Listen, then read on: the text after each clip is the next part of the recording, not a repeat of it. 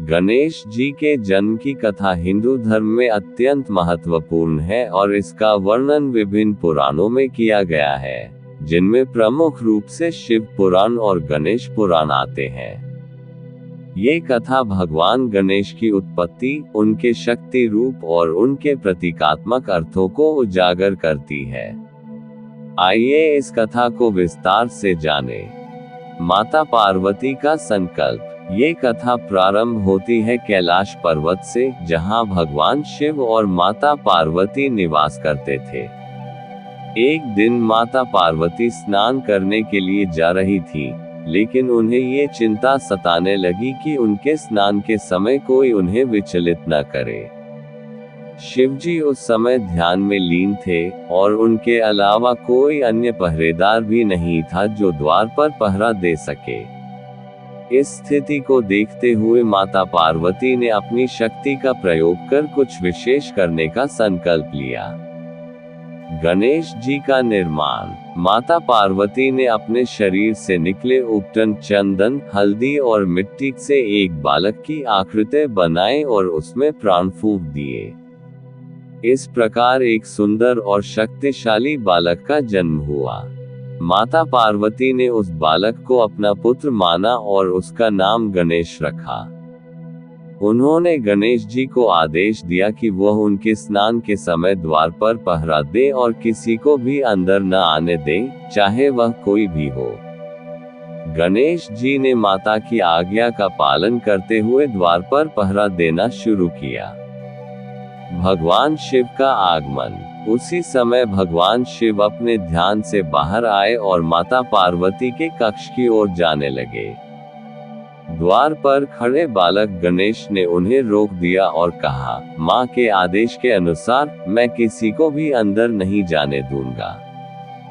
भगवान शिव ने विनम्रता से कहा, मैं तुम्हारी माँ का पति हूँ, मुझे अंदर जाने दो।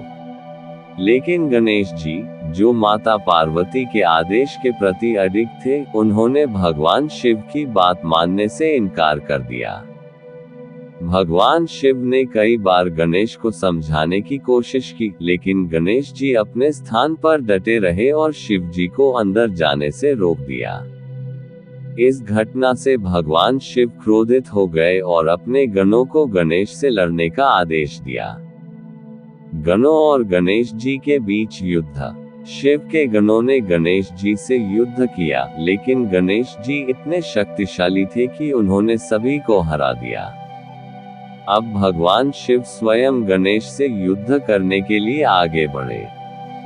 गणेश जी भी तैयार हो गए और दोनों के बीच भीषण युद्ध हुआ। भगवान शिव ने अपनी त्रिशूल से गणेश जी का सिर काट दिया, जिससे उनका शरीर निर्जीव होकर गिर पड़ा। माता पार्वती का क्रोध। जब माता पार्वती ने देखा कि उनके पुत्र का सिर काट दिया गया है, तो उन्हें अत्यंत क्रोध और दुख हुआ। उन्होंने भगवान शिव से कहा कि उन्होंने उनके पुत्र को मार डाला है और अब उन्हें उसे पुनः जीवित करना होगा। माता पार्वती के इस दुख और क्रोध ने समस्त सृष्टि को संकट में डाल दिया।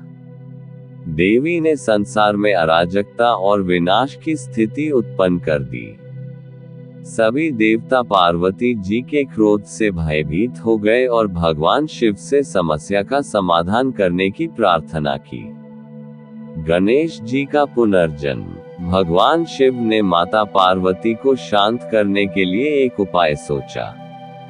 उन्होंने अपने गणों से कहा कि वे उत्तर दिशा में जाएं और जो भी पहला प्राणी उन्हें सोते हुए मिले, उसका सिर ले आए। गण जल्दी ही एक हाथी के बच्चे के पास पहुंचे जो सो रहा था। उन्होंने हाथी का सिर काट लिया और भगवान शिव के पास लाकर प्रस्तुत किया। भगवान शिव ने उस हाथी के सिर को गणेश के धड़ पर लगा दिया और अपनी शक्तियों से गणेश जी को पुनः जीवन प्रदान किया। इस प्रकार गणेश जी का पुनर्जन्म हुआ। अब गणेश का स्वरूप एक छोटे बालक का था, जिसके पास हाथी का सिर था। जब माता पार्वती ने अपने पुत्र को पुनः जीवित देखा, तो उनका हृदय शांत हुआ और वे प्रसन्न हो गई। गणेश जी को प्रथम पूज्य का वरदान। भगवान शिव ने गणेश जी की मृत्यु और पुनर्जन्म की इस घटना के पश्चात घोषणा की कि गणेश जी को समस्त देवताओं में प्रथम पूज्य का स्थान प्राप्त होगा।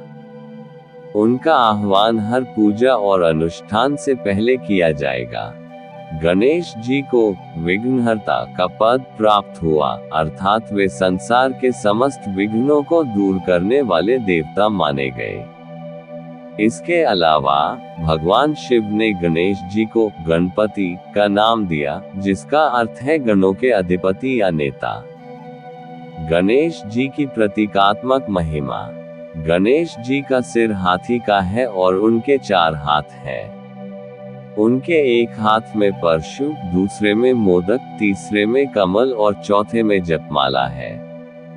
उनके बड़े कान ये दर्शाते हैं कि उन्हें सबकी सुननी चाहिए, और उनका बड़ा पेट सहनशीलता का प्रतीक है। उनके वाहन मूषक चूहा है, जो ये दर्शाता है कि छोटे से छोटे प्राणी भी महत्वपूर्ण होते हैं और बड़े बड़े कार्यों को पूरा कर सकते हैं। आध्यात्मिक संदेश। गणेश जी की कथा हमें अनेक जीवनोपयोगी संदेश देती है। उनका धैर्य, निष्ठा और आदेश के प्रति अडिग रहना ये सिखाता है कि हमें अपने कर्तव्यों का पालन दृढ़ता से करना चाहिए।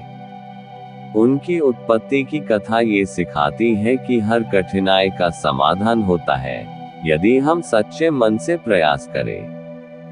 गणेश जी का बुद्धि और ज्ञान के प्रतीक रूप में पूजित होना ये दर्शाता है कि हर कार्य में बुद्धि का उपयोग आवश्यक है। निष्कर्ष।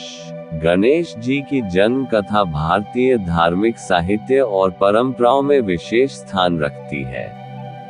ये कथा न केवल भगवान गणेश की उत्पत्ति और महिमा को दर्शाती है, बल्कि हमें ये सिखाती है कि जीवन में कोई भी समस्या असमाधान योग्य नहीं होती।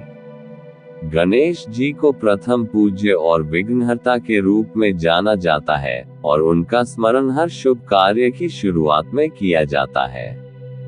उनके जन्म की यह कथा सिखाती है कि सच्चे हृदय और दृढ़ निष्ठा से किसी भी बाधा को पार किया जा सकता है।